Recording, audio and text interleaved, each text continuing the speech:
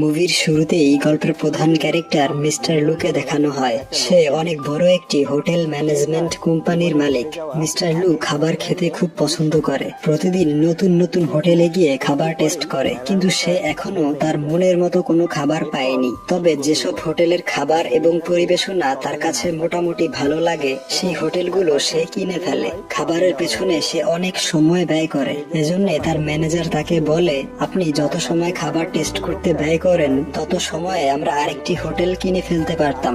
লুজিন রাগান্বিত হয়ে বলে, আমার কাছে খাবারই সবচেয়ে বেশি গুরুত্বপূর্ণ। এই বলে সে ম্যানেজারকে চাকরি থেকে বের করে দেয়। তারপর লু অফিস শেষ করে পার্কিং লটে এসে দেখে একটি মেয়ে তার গাড়িতে স্ক্র্যাচ করছে। মেয়েটির নাম হচ্ছে নান।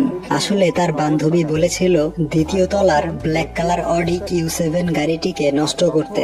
গাড়িটি ছিল তার বান্ধবীর বয়ফ্রেন্ডের। ছেলেটি তার বান্ধবীকে ধোকা দিয়েছে, কিন্তু যখন লু তাকে বলে সে দ্বিতীয় তলায় নয়, বরং সে রয়েছে তৃতীয় তলায় এবং এই গাড়িটি হচ্ছে লুয়ের, তখন নান তার কাছে ক্ষমা চায় আর বলে সে এখনই স্ক্র্যাচ রিমুভ করে দিবে। কিন্তু কিছুতেই স্ক্র্যাচ রিমুভ হচ্ছিল না, তাই সে উল্টো একটি লাভ এঁকে দেয়। এ দেখে সে নানের কপালে তার ফোন নাম্বার লিখে দেয়, বলে তার গাড়িটি রিপেয়ার করে না দিলে সে তাকে পুলিশে ধরিয়ে দিবে। এরপর নানকে একটি হোটেলে দেখা যায়। সে এখানকার জুনিয়র শেফ বা রাঁধুনি। তবে তার রান্না করা ডিশ কেউ পছন্দ করে না, কারণ সে পুরনো ধাঁচের ট্রেডিশনাল খাবারগুলো রান্না করে। নান তার হোটেলের ম্যানেজারকে ভালোবাসতো এবং ম্যানেজারও তার সাথে ডেট করেছিল। আজ সে ম্যানেজারকে বিয়ে করতে অফার করে, কিন্তু ম্যানেজার বলে সে তার মতো জিরো ফিগার মেয়েকে বিয়ে করবে না। পরের সিনে লু সেই হোটেলে আসে যেখানে নান কাজ করে। সে এই হোটেলটি কিনতে এসেছে। হোটেল কেনার আগে সেখানকার খাবার টেস্ট করে এবং আজও তার কোনো খাবার পছন্দ হয় না। তাই ম্যানেজার শেষমেশ নানকে বলে 20 মিনিটের মধ্যে একটি ট্রেডিশনাল ডিশ তৈরি করতে। সে লুয়ের ফিরে দেয়া প্রত্যেকটা খাবার অনুধাবন করে এবং একটি রোমানিয়ান ট্রেডিশনাল ডিশ তৈরি করে। লু তার খাবারে মুগ্ধ হয়ে সেই হোটেলে থাকার ডিসিশন নেয়। ওইদিকে নান তার ব্রেকআপের কারণে ড্রিঙ্কস করতে শুরু করে। রাতে হোটেলের ছাদে এসে ড্রিঙ্কস করছিল আর লুয়ের ঘুম আসছিল না। তাই নুডলস রান্না করে যখন খেতে যাবে, ঠিক তখনই বারান্দায় শব্দ শুনে বাহিরে এসে দেখে নান পাশের ব্যালকনি থেকে লাফ দিতে যাচ্ছে। লু তাকে বাঁচাতে পাশের ব্যালকনিতে চলে আসে, কিন্তু তাকে কোথাও দেখতে পায় না। আসলে নান ফ্লোরে শুয়েছিল। সে তার পা ধরে ফেলে। তাকে জিজ্ঞেস করে, আমি কি দেখতে এতটাই খারাপ যে আমার বয়ফ্রেন্ড ব্রেকআপ করে নিয়েছে?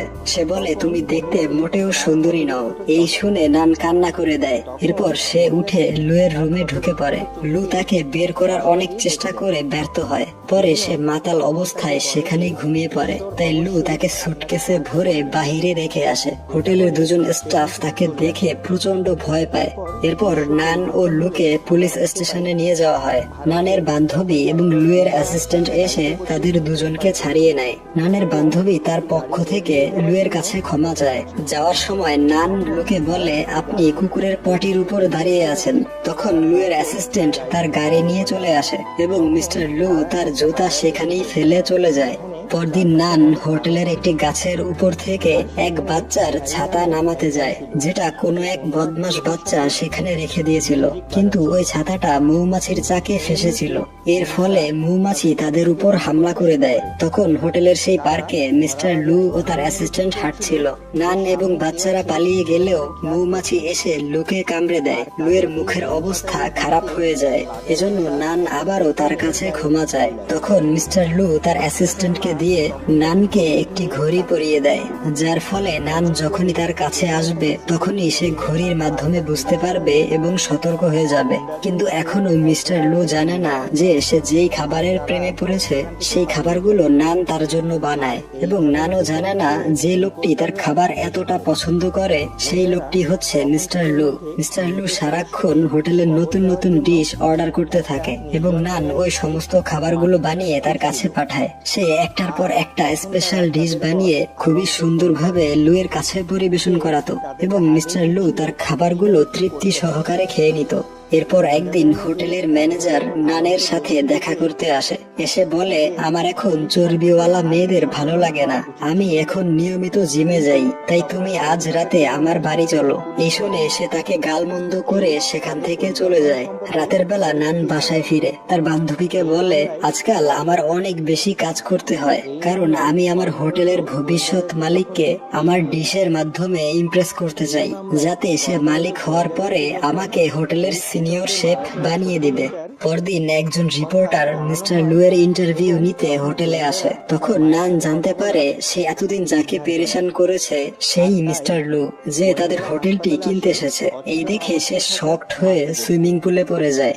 এই জন্য সে আজ লু এর খাবারে অনেক বেশি ঝাল দিয়ে দেয়, যা খাওয়ার পরে প্রচন্ড ঝালে মিস্টার লু এর চোখে পানি চলে আসে। কিন্তু তার কাছে খাবারের টেস্টও খুব ভালো লাগছিল, এজন্য সে থেমে না গিয়ে খেতেই থাকে। শেষে নান তার পক্ষ থেকে একটি ডেজার্ট বা কেক বানিয়ে পাঠায়, যেটা সে মিস্টার লু এর খাবারের পছন্দের উপকরণগুলো দিয়ে বানিয়েছিল। মিস্টার লু এর কাছে ডেজার্টটা এত বেশি ভালো লাগে যে সে তার শেফের সাথে দেখা করার জন্য পাগল হয়ে যায়, যে এতদিন তার জন্য ডেলিশিয়াস খাবারগুলো বানিয়েছিল। কিন্তু নান কিছুতেই তার সামনে যেতে চায় না, তাই মিস্টার লু নিজেই তার সাথে দেখা করার জন্য কিচেনে চলে আসে। কিন্তু নান তার সামনে না এসে সেখান থেকে পালিয়ে যায়, কারণ তার এই ভয় ছিল যে সে যদি তাকে দেখে ফেলে তাহলে হয়তো সে রেগে গিয়ে তাকে হোটেল থেকে বের করে দেবে। সে পালিয়ে ওয়াশরুমে লুকিয়ে থাকে। কিছুক্ষণ পর মিস্টার লু সেই ওয়াশরুমে যায়। তখন নানের হাত থেকে একটি চামচ নিচে পড়ে গেলে সে বিষয়টা লক্ষ্য করে এবং দরজা বন্ধ করে দিয়ে ভেতরে লুকিয়ে থাকে। তাই তখন নান পালিয়ে বের হচ্ছিল এবং সে মিস্টার লু এর কাছে ধরা পড়ে যায়। সে তাকে বলে, তুমি আমার পিছু করতে করতে এখানে চলে এসেছো, আর আমি কেন বুঝতে পারলাম না, তোমার ঘড়ি বন্ধ কেন? সে বলে, এটার ব্যাটারি ডাউন হয়ে গিয়েছে। তখন একজন লোক সেখানে আসলে এই সুযোগে সে পালিয়ে যায়। কিন্তু লু নানের শেফের ইউনিফর্মটা দেখে বুঝতে পারে এই মেয়েটি হচ্ছে সেই শেফ যে এতদিন তার জন্য খাবার তৈরি করেছে। পরদিন নান যখন কাজে আসে, মিস্টার লু তার সাথে দেখা করতে চলে আসে এবং তাকে বলে, এখন পর্যন্ত তুমি আমার সাথে যা কিছু করেছো তার সবকিছুই কি কোইন্সিডেন্স ছিল, নাকি তুমি এসব জেনে বুঝে করেছো? তখন নান কিউট ভাবে এক্সপ্রেশন দিয়ে বলে, আমি জেনে বুঝে এসব করিনি। এরপর মিস্টার লু তাকে কেক বানাতে বলে চলে যায়। পরে সে যখন আরাম করে কেক খেতে নেয় তখন তার বাবা তাকে ফোন করে। তিনি বলেন, তুমি এখনো সেই হোটেলে কি করছো? সেখানকার কাজ দ্রুত শেষ করে অন্য হোটেলের উদ্দেশ্যে যাও। মিস্টার লু এর তার বাবার কথা শুনে খুব মন খারাপ হয়, কারণ নানের খাবার তার কাছে অনেক বেশি পছন্দ হয়ে গিয়েছে। পরের দিন সকালে লু জানতে পারে নান আজ হোটেলে আসেনি, তাই খাবার তৈরির সকল উপকরণ নিয়ে সে নানের বাড়ি চলে আসে। তাকে খাবার তৈরি করতে বলে। ভেতরে এসে দেখে নান তার ঘরের অবস্থা খুবই খারাপ করে রেখেছে। সমস্ত জিনিসপত্র এদিক সেদিক ফেলে রেখেছে। সে সোফা থেকে কোনো মতে কাপড় সরিয়ে বসে পড়ে এবং সে টেবিলের নিচে বইপত্র রেখে টেবিল কিছুটা উঁচু করে নেয়, যাতে সে আরাম করে বসে খেতে পারবে। লু তাকে রান্না করার জন্য চিংড়ি এনে দিয়েছিল। নান খুব যত্ন সহকারে রান্না করে তার সামনে নিয়ে আসে। সে যখন তার পাশে বসতে যায় তখন সে বলে, আমি খাবার একা বসে খাই, এখান থেকে চলে যাও। তাই নান কিচেনে বসে খাবার খায়। নান জিজ্ঞেস করে, আপনি বন্ধু বা ফ্যামিলির সাথে বসে খাবার খান না? তখন লু বলে, তোমার কাছে গোসল করাটা যেমন পার্সোনাল ম্যাটার, ঠিক তেমনি খাবার খাওয়াটাও আমার কাছে খুবই পার্সোনাল একটা ম্যাটার। মিস্টার লু আরো বলে, তোমার ঘরের জানালার কোনো পর্দা নেই কেন? সে বলে, আমার সূর্যাস্ত বা সানসেট খুব পছন্দ, কিন্তু আমার বিল্ডিং থেকে সানসেট ভালোভাবে দেখা যায় না। এর কিছুক্ষণ পর নান খাওয়া শেষ করে দেখে লু সেখানেই ঘুমিয়ে পড়েছে। পরদিন লু ঘুম থেকে উঠে বুঝতে পারে গত রাতে সে এখানেই ঘুমিয়ে পড়েছিল। সে নানকে খুঁজতে তার রুমে চলে আসে। দেখতে পায় সে এখনো ঘুমিয়ে আছে। ওই দিনের পর থেকে মিস্টার লু প্রতিদিন মুদির সমস্ত জিনিসপত্র নিয়ে নানের বাসায় চলে আসে এবং তাকে রান্না করতে বলে। খাবার খেয়ে প্রায় সময় সেখানেই ঘুমিয়ে পড়ে। এভাবে কয়েকদিন কেটে যায়। নান প্রতিদিন তাকে নতুন নতুন ডিশ বানিয়ে খাওয়ায়। একদিন সে লক্ষ্য করে নানের পাশের বিল্ডিং থেকে একদম ক্লিয়ার ভাবে সূর্যাস্ত দেখা যায়। ওইদিকে মিস্টার লু এর অ্যাসিস্ট্যান্ট নানের বান্ধবীর সাথে ডেটিং শুরু করে। একদিন রাতে খাবার খাওয়ার সময় হঠাৎ প্রচন্ড বৃষ্টি শুরু হয়। নানের ঘরে লিকেজ হচ্ছিল, এজন্য তারা দুজন ছাতা নিয়ে বসে থাকে। বৃষ্টি থেকে বাঁচার জন্য তারা বাহিরে চলে আসে। বাহিরের পরিবেশটা তারা খুব এনজয় করে, কিন্তু কিছুতেই বৃষ্টি কমছিল না। তাই তারা একটি বাসে উঠে পড়ে। সেখানে তারা দুজন খুব কাছাকাছি চলে আসে। তারপর সে নানকে তার বাসায় পৌঁছে দেয়। বেরোনোর সময় নানের কুকুরটা তার কাছে খাবারের বাটি নিয়ে আসে, কারণ কুকুরটি ক্ষুধার্ত ছিল। সে তাকে খেতে দেয়। তারপর কয়েকদিন মিস্টার লু নানের বাড়িতে আসে না এবং সে হোটেলেও ছিল না। তাই নান তার বান্ধবীকে নিয়ে লুয়ের বাড়ি চলে আসে। লুয়ের অ্যাসিস্ট্যান্ট তাদেরকে ভেতরে আসতে বলে, কিন্তু বিনা অনুমতিতে তারা লুয়ের সাথে দেখা করতে পারবে না। তাই সে এক দৌড়ে বাড়ির ভেতরে চলে আসে। দেখতে পায় একটি সুন্দরী মেয়ে তার খাবার সার্ভ করছে। নান জিজ্ঞেস করে, এই মেয়েটিকে? লু বলে, এ হচ্ছে আমার পার্সোনাল শেফ লিং। লিং বলে, আমি 7 বছর ধরে ওনার পার্সোনাল শেফ হিসেবে কাজ করছি। তখন লু বলে, লিং এতদিন ছুটিতে ছিল, তাই আমি খাবারের জন্য তোমার কাছে গিয়েছিলাম। এরপর নান প্রচন্ড রেগে গিয়ে চলে আসে। পরদিন নান যখন হোটেলের কিচেনে কাজ করছিল, তখন লুয়ের পার্সোনাল শেফ লিং সেখানে এসে তাকে জিজ্ঞেস করে, তুমি এই কাজটি কবে থেকে করছো? সে বলে, আমি এই কাজটি 5 বছর ধরে করছি। লিং বলে, তাহলে তুমি আমার থেকে অনেক জুনিয়র। মিস্টার লু তোমার খাবারও পছন্দ করে, এজন্য তোমার উচিত আমার সাথে কাজ করা। সপ্তাহে 5 দিন আমি এবং বাকি 2 দিন তুমি তার জন্য খাবার তৈরি করবে। সে মিস্টার লুকে কোন দিন কি খাওয়াতে হবে তার একটি লিস্ট তাকে দিয়ে চলে যায়, কিন্তু নান রেগে গিয়ে সেই লিস্ট ছিঁড়ে ফেলে দেয়, কারণ সে চায় না সে ছাড়া অন্য কেউ মিস্টার লুয়ের জন্য খাবার তৈরি করবে। পরদিন যখন নান আবারও কাজে আসে, তখন তাদের সিনিয়র শেফ এসে সবাইকে বলে, তোমরা এবার খাবার বানানো বন্ধ করো, কারণ এই হোটেলটি মিস্টার লুয়ের কোম্পানি কিনে নিয়েছে এবং তার আমাদের থেকেও ভালো শেফ চাই। এই জন্য সে আমাদের সবাইকে ছাঁটাই করে দিয়েছে। তখনই সেখানে মিস্টার লু আসে। নান স্টাফ রুমের ড্রয়ার থেকে তার নিজের সমস্ত জিনিসপত্র নিতে যায়। মিস্টার লু সেখানে আসলে সে বলে, আপনি সবাইকে ছাঁটাই করে দিয়েছেন? তো সে বলে, হ্যাঁ, কারণ এই হোটেল আমি ইন্টারন্যাশনাল হোটেলে রূপান্তরিত করব, কিন্তু আমি তোমাকে আমার পার্সোনাল শেফ বানাতে চাই। নান লুকে বলে, আপনি দুজন শেফের ডিশ একসাথে খেতে পারবেন না। আপনাকে আমাদের দুজনের মধ্য থেকে যে কোনো একজনকে বাছাই করতে হবে। এবং আপনি কিভাবে পারলেন হোটেলের সবাইকে ছাঁটাই করতে? আপনার মধ্যে কোনো ফিলিংস নেই। তখন মিস্টার লু বলে, আমি তোমার মতো করে ভাবি না। আমার কাজ হলো ছাঁটাই করা এবং তাদের জায়গায় আরো ভালো লোকদের নিয়োগ করা। আমি এসব ফালতু ইমোশনে জড়িয়ে অযোগ্য লোকদের হোটেলে রেখে নিজের ক্ষতি করতে চাই না। এরপর নান তাকে বলে, আপনার মতো ইমোশনলেস মানুষের সাথে কাজ করতে পারবো না। এই বলে সে চলে যায়। তারপর থেকে নান জবলেস বা বেরোজগার হয়ে পড়ে। অপরদিকে মিস্টার লুকে নানের স্মৃতিগুলো খুব কষ্ট দেয়। পরে মিস্টার লু সাংহাই শহর থেকে লন্ডনের উদ্দেশ্যে বেরোয়।